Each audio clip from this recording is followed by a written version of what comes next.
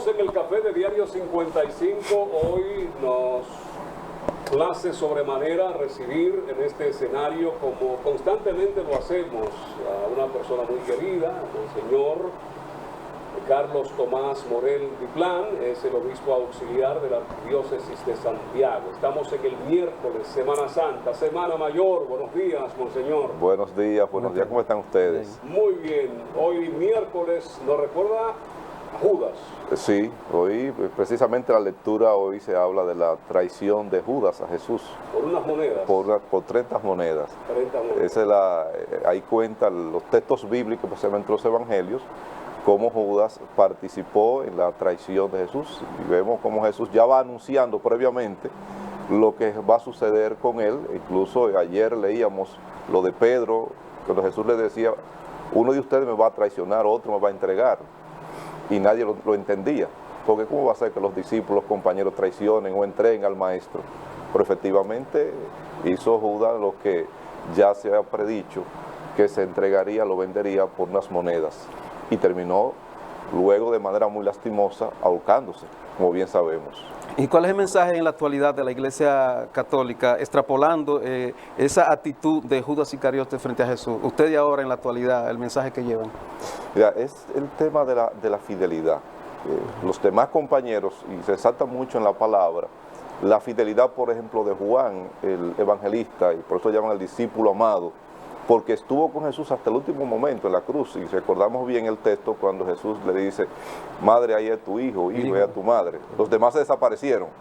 Sin embargo, uno de los más cercanos, Pedro, el más cercano, traiciona a Jesús. Incluso leíamos en la Pasión cómo Jesús le decía a Pedro, en un momento de fervor, yo no te entregaré, no te traicionaré, yo estaré contigo, iré contigo donde quiera que sea. Sí. Pedro, no lo diga. Antes que cante el gallo 3 veces me habrá negado. Pero no lo creía. Y después lo mismo de Judas. Y aquí se destaca mucho el tema de la fidelidad. Yeah. La fidelidad a Dios, la fidelidad al compañero, la fidelidad al compromiso, a la palabra. Los dos habían asumido un apostolado, una misión. Y luego de que vino el momento del aprieto, el momento de la persecución, o apareció el dinero, que eso es lo que hace que tienta a Judas, o el miedo de Pedro ante las autoridades, rechazaron a Dios. Y es como el alejarse de Dios, y es lo que sucede también con la humanidad. Monseñor, pero dicen que no solamente Judas y Pedro traicionaron, sino que todos corrieron, con la excepción de Juan. Sí, el hecho es que los demás no hablan, y no aparecen, sencillamente de manera muy discreta, desaparecen. Pero estos aparecen como actores principales. Sí. La actitud de Judas, que recibe el dinero, planifica con las autoridades judías, planifica esto, y luego la actitud de Pedro, y tú no eres uno de ellos. No, yo no lo conozco, yo no sé. Los demás no dicen nada. Bueno, Tomás, después de la muerte de Jesús y la resurrección, que Tomás dice, si no meto las manos en las llagas y los dedos, no lo creo. Pero es otra situación ya después de la muerte de Jesús y la resurrección. Hay algo que usted decía que me gustaría que se esclarezca, porque siempre he escuchado esa duda, y esa parte de cuando Jesús le dice a María, madre, es ahí a tu hijo, hijo, es ahí a tu madre, refiriéndose a Juan, y la gente dice que ellos eran hermanos. Bien, es una manera de darle un giro al texto, a la realidad bíblica. Porque la cultura en la que estamos viviendo, la que nos ha tocado vivir, la cultura occidental, la nuestra, que vino de los romanos, los griegos, es muy diferente a esa cultura de Oriente Medio, muy diferente. La relación de personas es de otra forma.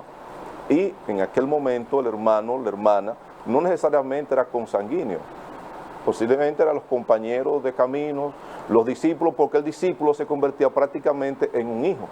Yeah. Inmediatamente, por ejemplo, la cultura de los griegos, Platón, Aristóteles, toda esta gente, cuando se unían a ellos un grupo de jóvenes a seguirlo, se convertían en sus hijos, casi, porque desde joven ya comenzaban a adoctrinarlo y se hacía parte de él. Y por ejemplo, Sócrates, vemos que antes de su muerte, los que estuvieron acompañándolo casi eran como sus hijos y sus hermanos. Y en la cultura se entiende de esa manera. Hoy no podríamos llevar a decir que eran hermanos de sangre, exactamente. porque sería ya darle un giro muy fuerte y traerlo a la cultura nuestra, cuando la cultura de Oriente es más diferente que la nuestra. Ya. ¿Cómo vamos cambiando el mensaje, Monseñor? Hoy tenemos el tema de, bueno, salimos de una pandemia, el tema de la guerra, pero también de los problemas sociales que venimos arrastrando desde hace mucho tiempo. Mira, es una realidad que cada día aumenta y uno piensa como que se va a resolver. Usted piensa que con un gobierno, un partido, un grupo, se van a resolver los problemas. Y los problemas aumentan cada día más. Dentro de todo eso hay una realidad que nos está afectando mucho. Y esa es la cultura del poder, la cultura del tener, que ha ido creando también entre nosotros la ambición y el egoísmo, donde el otro no importa. Y por eso se generan más problemas cada día y se va provocando una división bastante amplia entre los que tienen y los que no tienen. Y por la ambición de uno, de un grupo se queda sin nada y otro tiene. Y eso crea una situación de insatisfacción, de malestar, de intranquilidad. Luego la cultura también del Estado, no solamente en República Dominicana, sino también en toda América Latina, que se ha creído que el Estado es de un grupo y todo el que llega ahí viene a dominar y se olvida de que hay otros que tienen también necesidades o se olvidan de su compromiso de servir a los demás.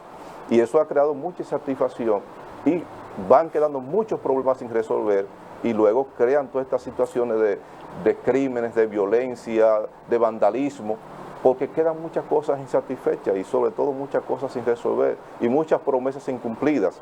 Y eso causa muchas insatisfacciones y causa muchos problemas, porque nos quedamos en las promesas y no se acaban de resolver los problemas a la sociedad y al pueblo que espera con gran esperanza que las situaciones se resuelvan. Pero no se resuelven. Y te lo vemos en República Dominicana y, como he dicho, en América Latina y hasta Estados Unidos, que supuestamente es un país con todo resuelto. Y hay muchas insatisfacciones, sobre todo por el egoísmo y la ambición humana y la cultura de poder que se ha ido enraizando bastante en nuestra sociedad. Es una culpa, una responsabilidad repartida, Monseñor, pero vemos una juventud hoy menos creyente, menos identificada con esos valores. ¿Hay algo de culpa en la iglesia también, de responsabilidad? ¿Hay una culpa? Mira, sí, como toda la sociedad tenemos nuestra culpa, porque somos también parte de la sociedad como iglesia. Y en nuestra misión hemos fallado también en algunas cosas. E incluso hay cosas en las que hemos provocado daño, con el tema de los abusos. E incluso la iglesia ha tenido que salir al frente a resolver esas cosas, poner líneas de control a todo esto que ha ido pasando. Hemos tenido parte también de la responsabilidad, porque como entes sociales que somos parte de la comunidad, hemos cometido también errores que han afectado la credibilidad y ha afectado también el deseo de vivir la fe y de integrarse a la comunidad. También hemos cometido nuestra falta como iglesia y eso lo reconocemos y tenemos que reconocerlo, y por eso el trabajo que diariamente hacemos como iglesia es tratar de ser una comunidad de hombres y de mujeres con criterios y principios evangélicos, volver a los principios evangélicos, porque esa es una lucha constante entre nosotros, mantener los principios evangélicos, vivir los principios evangélicos.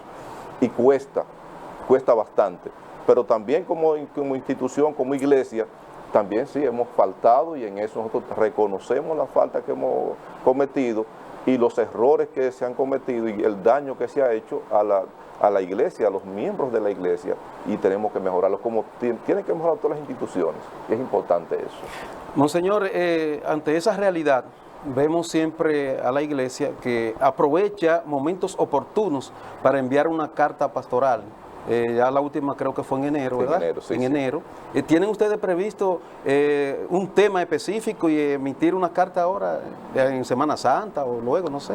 Mira, lo que sucede es que la iglesia dominicana tiene una tradición, y es que para enero, para la fiesta de la Alta Gracia, generalmente se emite esa carta pastoral. Y en febrero, para la fiesta del 27 de febrero, se hace un mensaje, se elabora un mensaje para el pueblo dominicano. Ya fuera de esa fecha, entonces lo que se hace es una nota o que se publica algún documento exactamente. Por ejemplo, ahora el próximo viernes, aunque no es propio de la conferencia de la Iglesia Dominicana, son de una diócesis, la haremos en Santiago, la de Santo Domingo, en otras diócesis, pero no es como Iglesia Dominicana, sino como diócesis que se hace esta parte. Pero con frecuencia el episcopado dominicano está emitiendo posiciones y está también asumiendo los compromisos a través de los documentos que se van emitiendo en situaciones puntuales especialmente. Ya. Esos temas sociales que a veces tocan algunos sacerdotes en las homilías, ¿eso es algo planificado o es improvisado de parte de ellos o es algo específicamente personal del sacerdote? Cuando, un ejemplo ahora, va a hablar en la homilía y toca un tema social. Sí, mira, generalmente hay que tener cuidado con el punto de que puede convertirse en un discurso o se pueda convertir en una conferencia sobre un tema social. La homilía es una pieza literaria, litúrgica, que tiene su propia dinámica, basada sobre todo en las Sagradas Escrituras. De ahí uno parte para hacer la reflexión. Y el momento ya uno se puede inspirar y a la luz del Espíritu y sobre todo a partir de la realidad de la comunidad, uno hace la reflexión. Es decir, no es lo mismo el sacerdote que está, por ejemplo, en Cienfuegos, Navarrete, Pueblo Nuevo, o el que está en Pastores, Bellavista, por decir, la reflexión que puede hacer por la formación de la gente, la realidad de la comunidad, los problemas que hay en la comunidad. Entonces uno se enfoca de acuerdo a la realidad donde está. Yeah. Porque entonces podría estar desenfocado, hablando de un tema a la gente, unos puntos, y después la gente está con otra realidad. Pero lo más importante es la formación a través de la doctrina y la palabra de Dios. Que en eso la Iglesia católica tiene una gran riqueza porque tenemos una estructura a partir de la doctrina social de la Iglesia, documentos en cantidad. Y, desde el año 1891 se han venido emitiendo documentos sociales sumamente importantes. Sí. La Iglesia habla a través del episcopado dominicano, sí. Pero vemos constantemente, Monseñor, que la prensa, los periodistas, cuando hay temas de interés, se acercan a ustedes. Ahí habla el sacerdote, ahí habla el obispo. El obispo. Ya cuando hablamos de manera individual, aunque lo hacemos en nombre de la iglesia, yo estoy en Santiago, hablo en nombre de la iglesia de Santiago, la arquidiócesis de Santiago, porque cada diócesis tiene su independencia.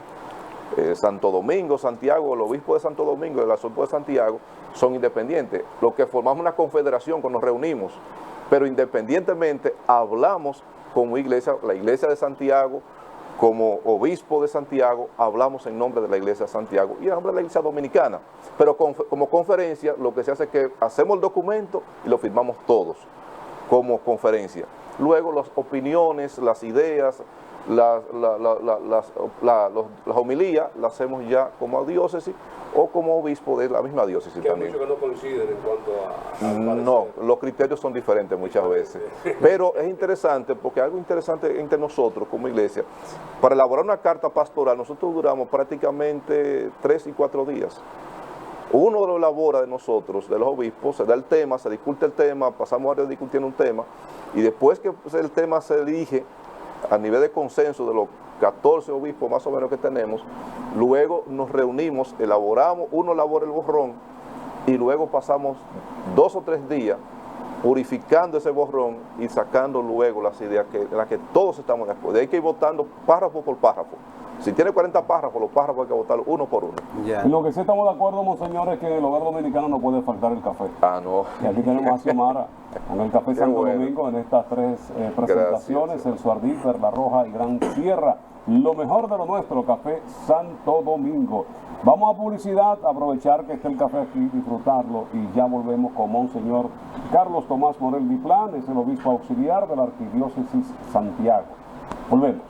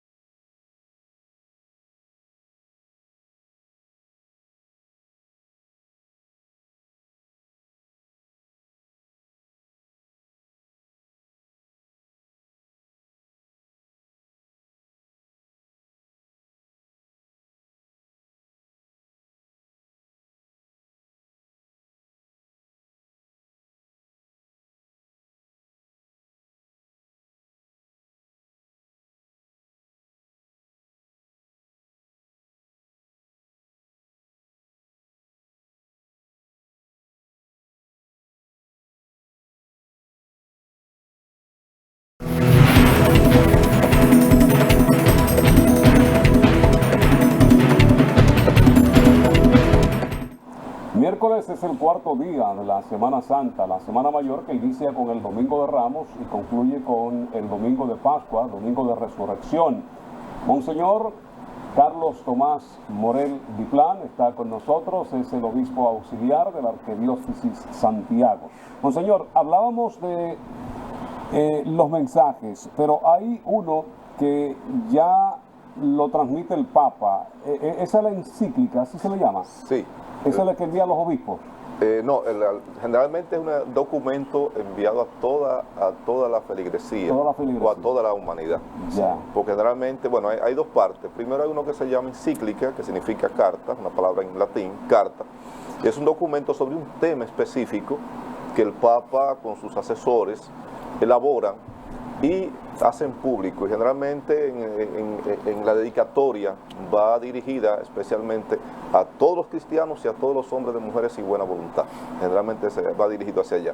Y hay otro documento que se llama una exhortación apostólica, que son varias formas, que surge a partir de una reunión de todos los obispos del mundo, de un tema específico, y ese documento entonces, después de haber sido consensuado con todos los obispos del mundo, en un sínodo, como se le llama, entonces él se hace público. Son como líneas de trabajo, líneas de acción de la Iglesia, y por eso el Papa tiene una línea, los papas tienen como una línea guía de su gobierno papal.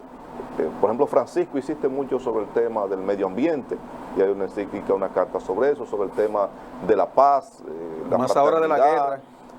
Sí. Y esos son los temas más puntuales del Papa Francisco. El Papa Juan Pablo II, San Juan Pablo II, el tema más de la vida y lo social, y tiene muchísimas cartas, y Benedicto sobre temas más doctrinales. Pero son las líneas, pero van dirigidos a toda la humanidad, generalmente, a toda la Iglesia. El último mensaje que envió el Papa, yo fui uno de los que lo resalté porque me gustó, en donde él decía de que en la guerra de Ucrania, los de Occidente quieren la guerra para vender armas, sí, igual que los de allá, y llamó a la reflexión y a que dejen la ambición. Sí, no. Por eso hay otra forma, que son los encuentros que tiene el Papa, las audiencias, que son todos los martes. El Papa todos los martes se reúne en la Plaza San Pedro, o se reúne en un salón amplio que se llama Juan Pablo VI, dentro del Vaticano, cuando hace frío, en tiempo de invierno.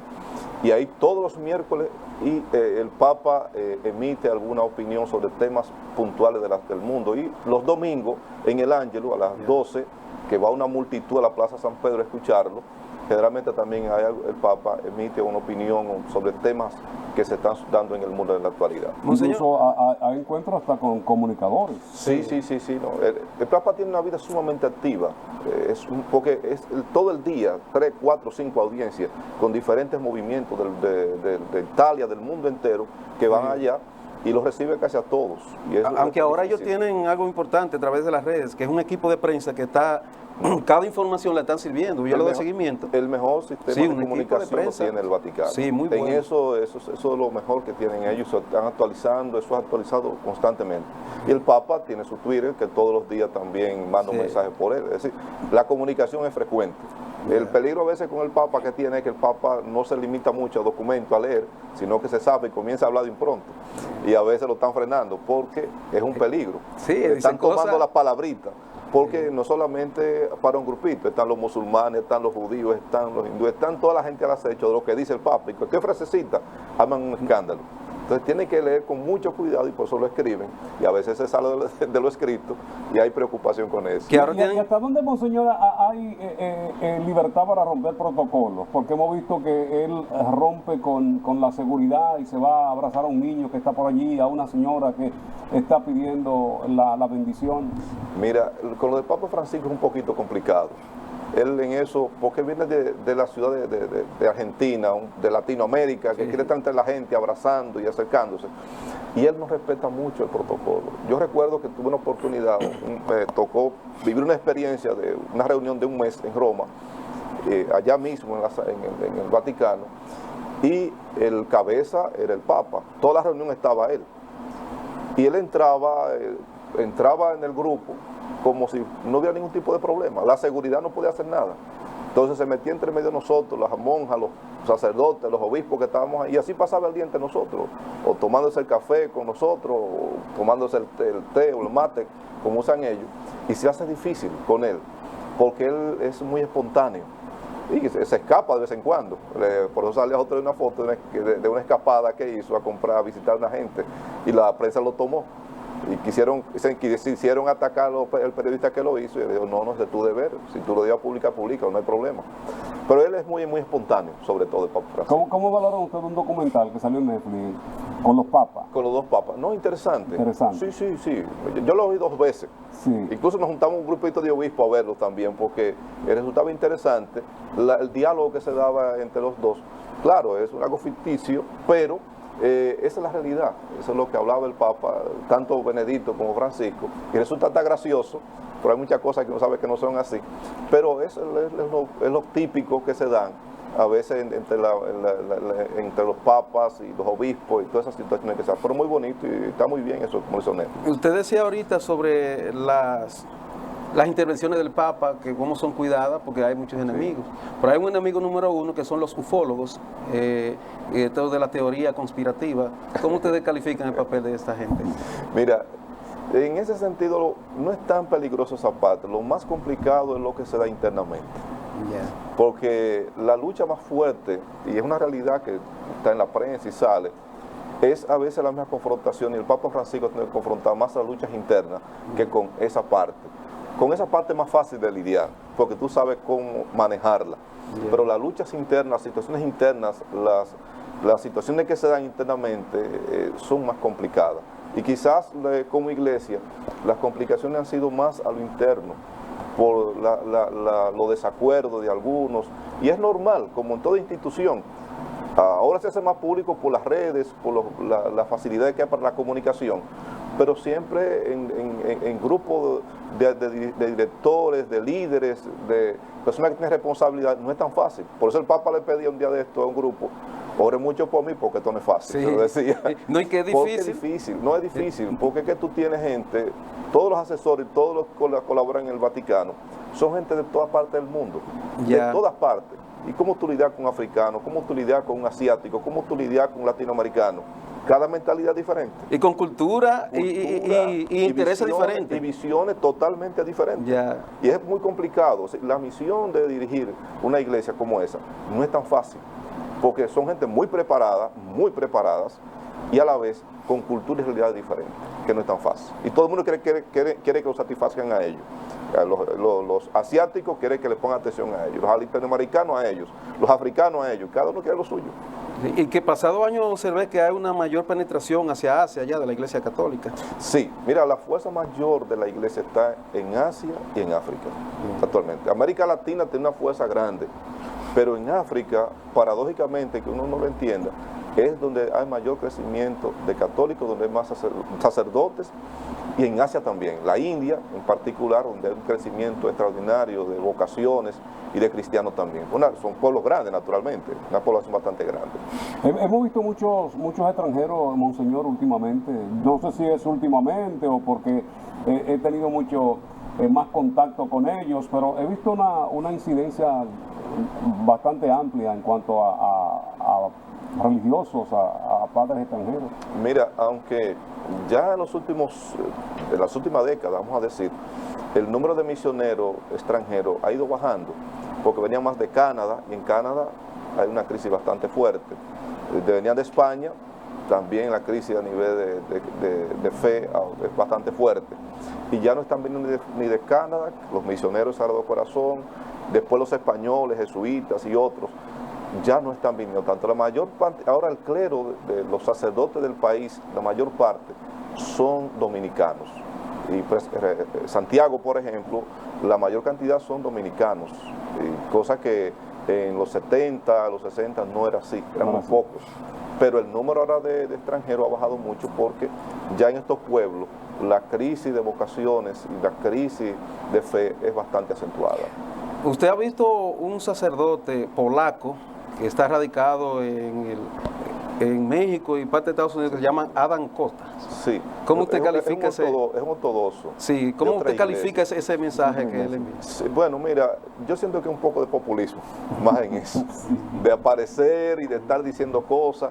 Otra, no actúa como iglesia, porque él está haciendo su cosa aparte, y apareciendo en las redes, y un cierto populismo, en aparecer y llamar la atención, Y eso no es lo que realmente como iglesia nosotros debemos hacer. Él no es católico, entonces No, es de otra iglesia. De otra iglesia. Yo pensaba que era católico. Claro, él confunde que a gente, porque él se presenta, los ornamentos, vestimenta, se presenta como católico, pero no, él no es católico.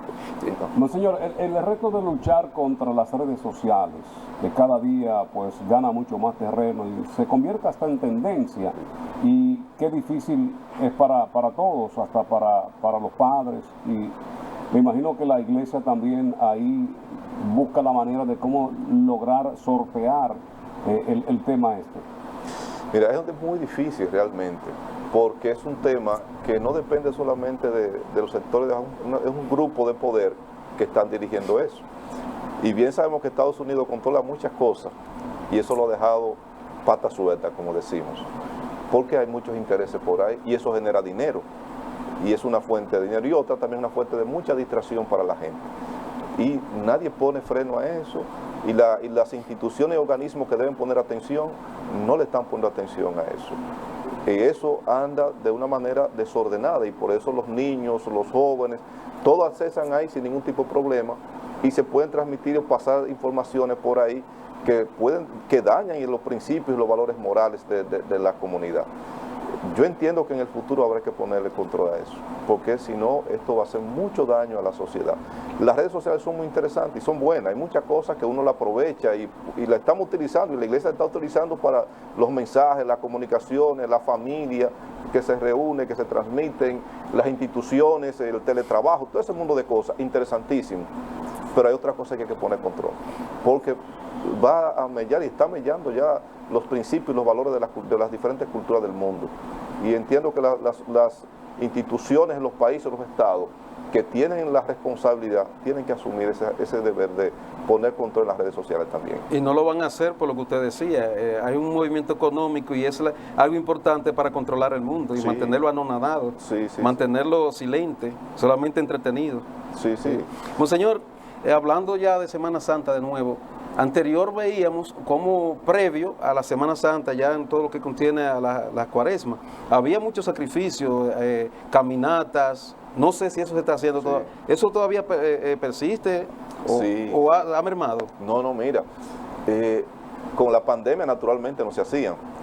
Tuvimos que detener todo, como se detuvo todo en la sociedad, pero las caminatas, los viacrucis, las actividades públicas, ha sido incluso sumamente interesante, mirando el chat nuestro, los sacerdotes, en el que el domingo, en la noche, estaban pasando todas las celebraciones de Ramos. Era impresionante la cantidad de gente que salían de las diferentes comunidades, en las caminatas, y estos días ha sido realmente bastante activo, bastante movido, porque la gente ha salido y está participando.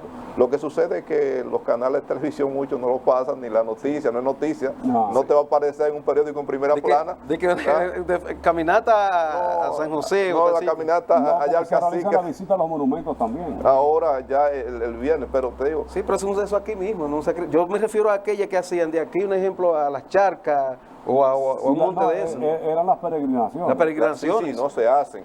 Y sucede también algo, es que ya en ese... A Santo Cerro a pie. Sí. Ustedes saben bien que ha limitado mucho la delincuencia.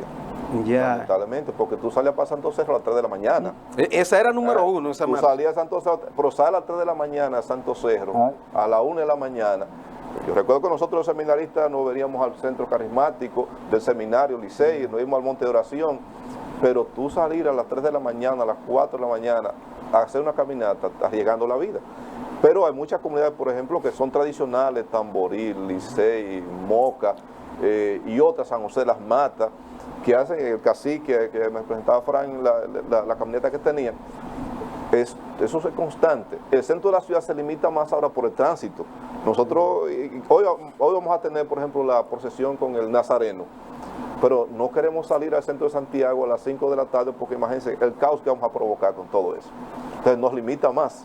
Entonces las manifestaciones se están haciendo y la gente está saliendo, como usted ha dicho. No interesa, es más fácil hoy salir en la prensa en primera plana lo que pasó en Brooklyn, Estados Unidos, que lo que pasa en Santiago. Una desgracia por allá, pero aquí no se manifiesta, no se presenta. Eso porque no noticia, no vende. O la mujer que se desnudó en el concierto Ajá. de Ricardo Arjona. Ajá. Eso hacen comentarios. Pero no, la gente, a mí me ha asombrado que en estos días la cantidad de gente que está participando en la catedral, por ejemplo, en confesiones, en celebraciones, es mucho más grande que años anteriores. Lo he notado bastante O ahora. sea, se ha aumentado la feligresía. Sí, sí, mira, a pesar de todo lo que ha sucedido con la pandemia y el encerramiento de la gente y cosas, pero la gente tiene deseo de salir y tiene deseo de participar de su misa. Y te no lo es porque dicen. cuando estamos atravesando por situaciones difíciles buscamos más de Dios. Sí, Monseñor. también se da eso. Hay más necesidad de Dios, porque también hay un vacío grande en la sociedad. Hay un gran vacío. El mundo, la sociedad se ha llenado de cosas materiales, el mundo del bienestar, pero también se ha creado un vacío espiritual. Tú puedes tener las cosas materiales necesarias para vivir, pero hay otra parte que tú necesitas, lo espiritual. Y hay mucho vacío también en la persona, y hay una búsqueda de Dios también en ese sentido. Aunque hay un ataque a ese tipo de cosas, la vida espiritual y todo ese mundo, se promueve más otra cosa porque tú no quieres una gente en la iglesia. Tú la quieres más en un colmadón porque tienes que vender la bebida y tienes que vender la comida. Bueno, señor, hay un tema muy interesante que ustedes venían enfrentando casualmente con el Congreso y como que ahora se ha mantenido en silencio, que son las tres causales. ¿En qué está eso? ¿Ustedes no mantienen la lucha o han bajado la guardia? ¿Qué pasó?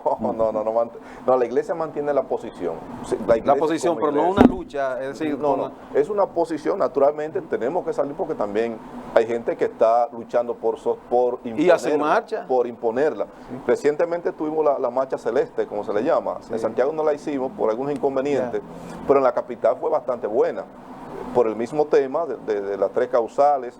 También el Código Procesal Penal, también que hay unos temas ahí que aparte de las causales hay otras cosas que se quieren introducir. Y la iglesia seguimos todavía en la posición de defensa de la vida, de los valores, los principios cristianos y sobre todo la defensa de la familia, que es lo que nosotros estamos haciendo. No es un capricho nuestro, no es una cuestión doctrinal ni dogmática, es una cuestión de principios y de valores, más que todo. Y tenemos que empeñar nosotros como sociedad en defender. Vamos a publicidad y ya regresamos con la parte final de este conversatorio con Monseñor Carlos Tomás Morel Diplán, es el obispo auxiliar de la Arquidiócesis Santiago. Ya regresamos. Café de Diario 55.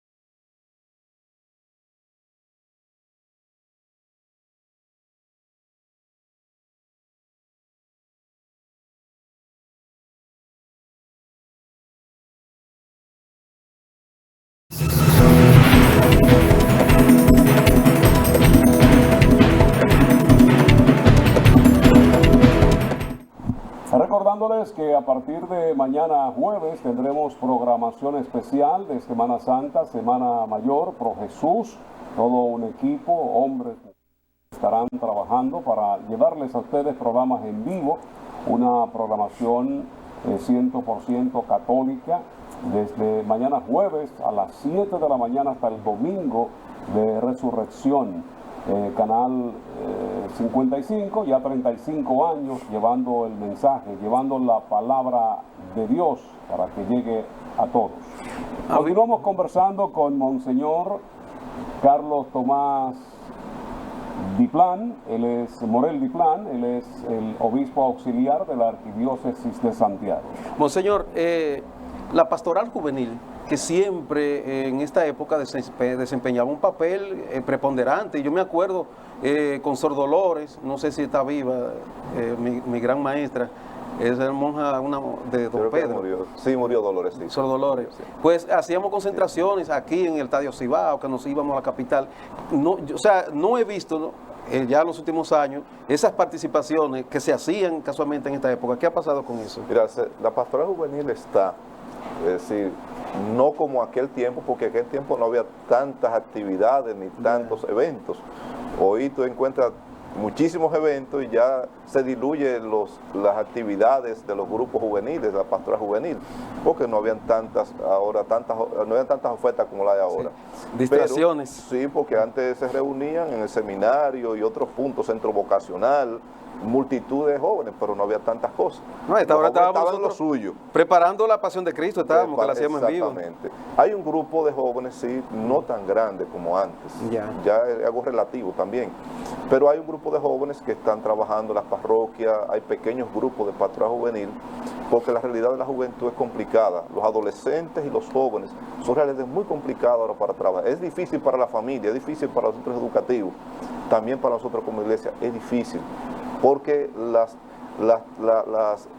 situaciones que tienen los jóvenes en estos momentos es complicada, porque los muchachos están tentados a entrar en muchas cosas, distraen las redes sociales, distraen los medios de comunicación, los muchachos están trabajando, están ocupados estudiando, entonces se hace difícil ahora organizarlo y tener las pastoras. Pero sí, en cada parroquia hay pequeños grupos de pastoral juvenil y de pastoral adolescente, y el próximo domingo estaremos reunidos en el Salón Multiuso de la Pucamaima. Tenemos un evento, ahí estaremos con todos los jóvenes de la Arquidiócesis celebrando la resurrección del Señor el próximo domingo también. Pero en aquella época, Monseñor, nosotros discutíamos de esa parte que usted dice, de la distracción. Y me acuerdo cuando llegó el boom de la bachata, que adaptábamos los temas cristianos a la bachata. Entonces, ¿no tienen ustedes una política de atrapar a esa juventud para que en realidad esa distracción tenerla en la iglesia, pero con los mensajes católicos? Mira, hay algo que en aquel momento que a mí me tocó y a ti también, señor Fran. En aquel momento soñábamos mucho con los ideales y uno se movía a donde fuera, porque había unos ideales y unos principios, unos sueños, unas ilusiones que te movían a ti de un lugar a otro. Y una de las cosas que nos afecta mucho es que se han ido perdiendo los ideales. Tú te movías, o yo me iba a pie kilómetros caminando para ir a ese encuentro, salía y uno pasaba el día trabajando y organizando, porque uno soñaba. La juventud tristemente ha ido perdiendo los sueños. Yo tengo los ideales se han ido perdiendo. Una anécdota que me acuerdo que, yo creo que fue casual miércoles, jueves, me llama Sor Dolores. Necesitamos que presenten algo de la Pasión de Cristo. Y los muchachos estaban en Arroyo del Toro. Y yo salí a las 12 de la noche a buscarlo. Y llegué a las 4 de la mañana ya, entre unos montes, para el otro día venir a presentarse. Son los ideales. Sí. Y esto lamentablemente ha ido perdiéndose entre los muchachos. ¿Cómo tipifica la iglesia, Monseñor, cuando se pierde la fe? Mira, la fe no se pierde totalmente. No se pierde. No, la fe ya hay momentos en que tú te debilitas, te enfrías, te distancias de Dios. Hay algunos que por cierta rebeldía o rabiaca dicen yo no creo y hasta piden, hay países que se hacen apóstatas y piden a la iglesia que los saquen de los libros de bautismo, como una actitud de rebeldía. Pero la fe está, todos los seres humanos, ¿no? Pues viven sinceramente con ese deseo de lo divino, de encontrarse con lo divino, con lo sagrado, con Dios. Y eso está ahí, eso es fe. Porque tiene el deseo, en que diga que no cree, hasta en algún momento siente la necesidad de tener la fuerza divina o pedir alguna fuerza divina para poder salir adelante. La fe en un momento lo que hace es que se debilita o tú te distancia o te sientes ya sin motivación, porque la fe es una motivación. Y por eso hay gente que la mantiene activa porque está en una relación constante.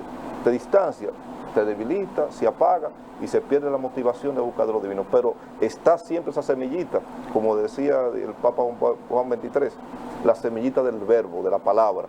Algo hay ahí, que en algún momento se despierta y vuelve otra vez. Como aquellos que se alejaron de la iglesia y pasaron muchos años y de un pronto un retiro, un encuentro, una actividad, encendió la chispa y vuelve otra vez al camino. ¿Existe la suerte?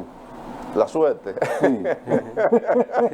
No, yo no creo en temas de suerte. Usted no cree en temas. Yo creo que el ser humano va construyendo la existencia. Yo creo que tú vas haciendo tu vida. Tú no puedes sentarte aquí a esperar que te llegue la carrera, el título profesional.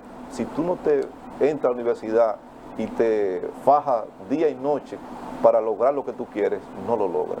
Pero dice la misma palabra de Dios, ayúdate que yo te ayudaré. Sí, la oportunidad y estar preparado en el momento que Sí, llegue. yo creo, sin eso sí, yo creo mucho en las oportunidades. Yo siempre lo digo hasta a los jóvenes, miren, aprovechen las oportunidades. La vida está llena de oportunidades, de circunstancias, y usted tiene que saber aprovechar. Te da la oportunidad a un muchacho inteligente, capaz, y le da la oportunidad de estudiar, aprovéchala.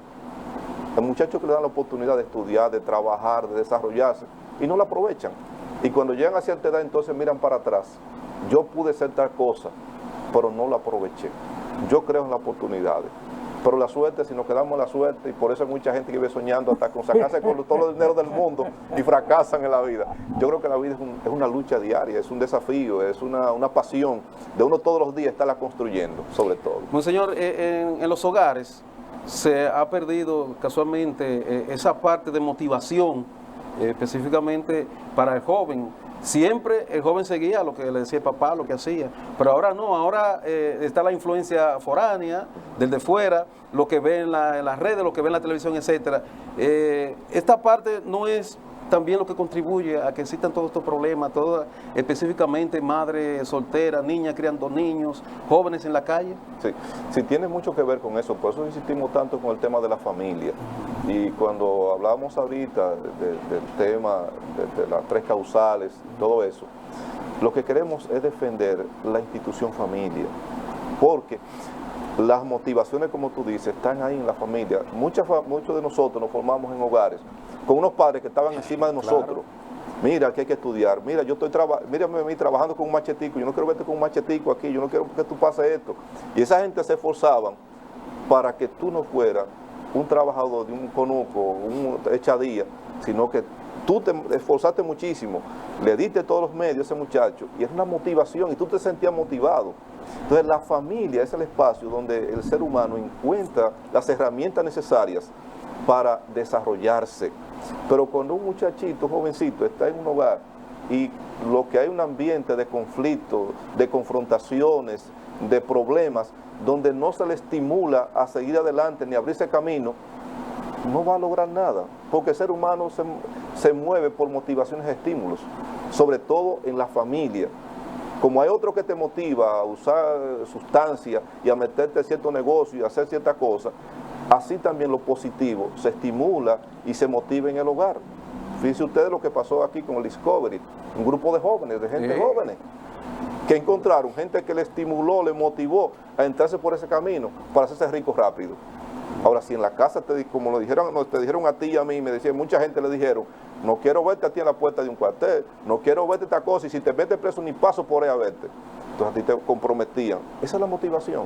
Pero hemos perdido esos elementos, esas herramientas del hogar, que debe facilitarlo y promoverlo, la familia, papá, mamá, para que ese muchacho en el futuro sea un hombre de bien y tengamos una sociedad mejor. Algo que no se promueve, Monseñor, el sacrificio, que ahora mismo en Semana Santa se toca mucho, pero en los mismos hogares no se lleva ese mensaje del sacrificio de lograr un objetivo, de los sacrificios que conlleva. ¿No es este un elemento importante a explotar? Mira, es una lucha complicada, porque si tú ves esto que es fundado a Facebook y lo que tienen todas estas instituciones grandes. Y aquí, por ejemplo, hasta un joven que tiene un equipo de plataforma, de medios de comunicación, un muchacho que vive su vida como da la gana.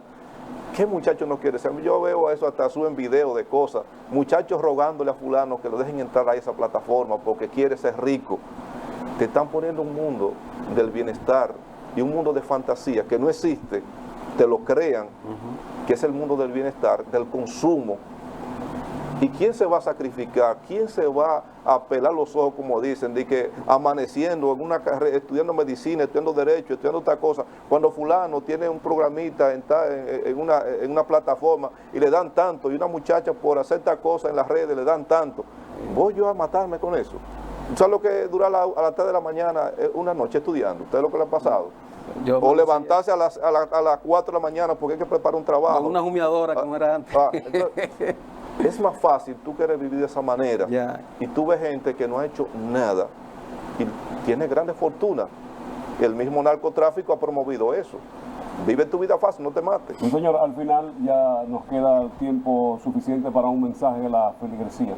Bien, nada, aprovechar para motivarle a ustedes, hermanos y hermanas, a integrarse a las celebraciones que tenemos en las diferentes parroquias. Mañana tendremos la celebración de la misa crismal a las 9 de la mañana en el multiuso de la Pucamaima. Invitamos a que nos acompañen y así cada uno en su parroquia, ya el jueves en la noche, el viernes y el sábado. Aprovechar también la familia para estar en la casa con los hijos, la esposa, compartir. Y si va a salir, trate de hacerlo de manera prudente, de forma de que no haga daño a nadie, no tomar, visite tranquilamente a los demás para que el próximo lunes podamos celebrar realmente la resurrección del Señor, en familia, contentos y sobre todo satisfechos porque hemos terminado bien este tiempo de Semana Santa. Muchísimas gracias a Monseñor Carlos Tomás Morel y Plan por haber estado con nosotros en este miércoles, obispo auxiliar de la Arquidiócesis de Santiago. A ustedes las gracias, nosotros nos despedimos hasta el próximo lunes. La invitación para que sigan la programación especial que tiene Semana Santa con Canal 55, que todos los años, ya 35 años llevando la palabra de Dios a todos. Gracias por la sintonía, en nombre de todos los que hacemos posible estos espacios. Continúen con la programación de Super TV 55.